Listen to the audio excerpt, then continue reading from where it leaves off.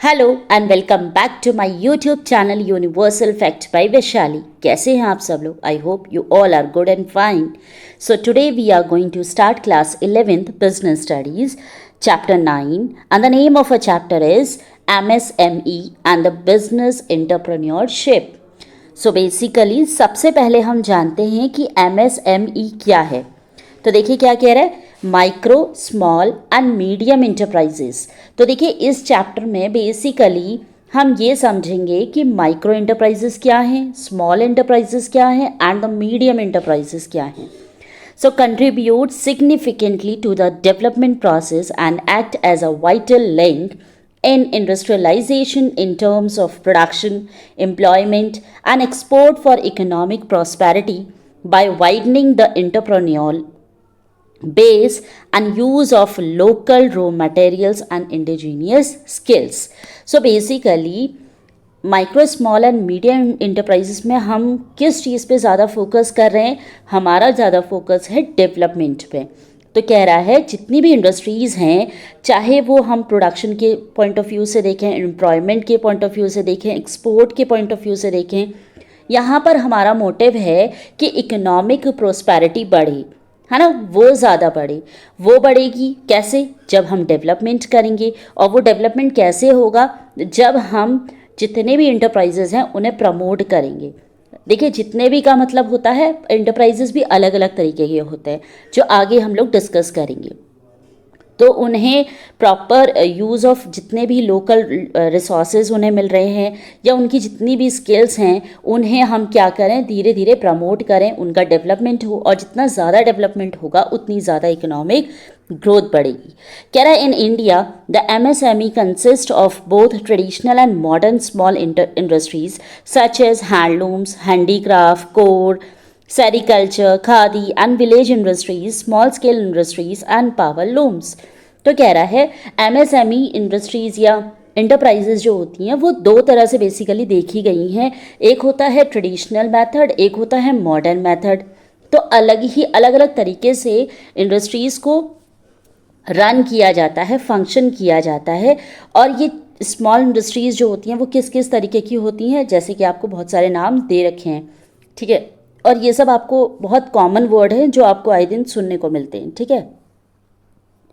Next कह रहा है the definition used by the government of India to describe MSME is based on the investment in plant and machinery and turnover. तो basically अगर हम definition की बात करें कि MSME है क्या, तो कह रहा है ये एक गवर्नमेंट के द्वारा यूज़ किया गया वर्ड है। जो हमारी इंडिया में जो गवर्नमेंट है ना, उसने ये वर्ड डिस्क्राइब किया है MSME, जिसका मेन मोटिव क्या है कि इन्वेस्टमेंट करना, किस में? प्लांट एंड मशीनरी में, और टर्नओवर देना, ठीक है। टर्नओवर हम किसको बोलते हैं? जो हमारा प्रॉफिट हो रहा है उसे हम टर्नओवर बोलते हैं, ठीक है। तो मेनली हमारा फोकस है कि हम कितना इन्वेस्टमेंट कर रहे हैं और कितना टर्नओवर हमें मिल रहा है, ठीक है। तो यहाँ पर टर्नओवर मतलब सेल कह सकते हैं। देखिए जब आप सेल करोगे ना तब आपको प्रॉफिट मिलेगा, तो टर्नओवर को हम सेल भी कह सकते हैं और प्रॉफिट भी कह सकते हैं। तो यहाँ पर हम लोग चलिए सेल मान लेते हैं फॉर एग्जांपल। तो कह रहा है कि हमें कंपैरिजन करना है कि MSME में हम कितना इन्वेस्टमेंट करेंगे और कितनी सेल करेंगे। सेल मतलब टर्नओवर करेंगे, ठीक हो गया। तो यहाँ पर आपको कुछ क्राइटेरिया दे रखा है। आप देखिए टाइप्स ऑफ यूनिट, अब कौन किस किस यूनिट में कितनी इन्वेस्टमेंट होनी है और कितना टर्नओवर होना है, ये आपको यहाँ पर दे रखा है। तो सबसे पहले हम बात करते हैं माइक्रो इंटरप्राइजेस। तो सबसे छोटी इंटरप्राइजेस होती है। जब भी हम इंटरप्राइजेस में स्टार्टिंग करते हैं तो सबसे पहले माइक्रो होती है, फिर स्मॉल होती है, फिर मीडियम होती है, ठीक है। तो यहाँ पर सबसे पहले आ रहा है माइक्रो। माइक्रो में आप इन्वेस्टमेंट कितनी कर सकते हो? 1 करोड़ तक की। लेकिन आप सेलिंग कितनी कर सकते हो? 5 करोड़ तक की। उससे ज़्यादा या एक्सीड आप सेलिंग नहीं कर सकते। दूसरा आता है स्मॉल इंटरप्राइजेस। स्मॉल इंटरप्राइजेस में 10 करोड़ तक की आप इन्वेस्टमेंट कर सकते हो प्लांट एंड मशीनरी में, और आप सेल कितनी कर सकते हो? 50 करोड़ तक। उससे ज़्यादा आपकी एक्सीड नहीं जा सकती। थर्ड आता है मीडियम इंटरप्राइजेस, जो कि आप 50 करोड़ तक ही कर सकते हो, लेकिन उसकी सेल कितने तक होनी चाहिए? 250 करोड़ तक। तो ये आपको एक क्राइटेरिया दे रखा है जहाँ पर एंटरप्राइजेस को पता होता है कि हमें अपने बिजनेस में कितनी इन्वेस्टमेंट करनी है और कितनी सेल करनी है, उससे ज़्यादा की सेल आप नहीं कर सकते। ठीक है, यहाँ पर शेयर परसेंटेज दे रखा है कि एमएसएमई का शेयर परसेंटेज कितना होगा। माइक्रो इंटरप्राइजेस में 99.54%, स्मॉल इंटरप्राइजेस में 0.52% और मीडियम इंटरप्राइजेस में 0.1% शेयर होता है इंटरप्राइजेस का। वैसे आपकी ये चैप्टर में दिया नहीं है, बट स्टिल मैं आपको बता दे रही हूँ।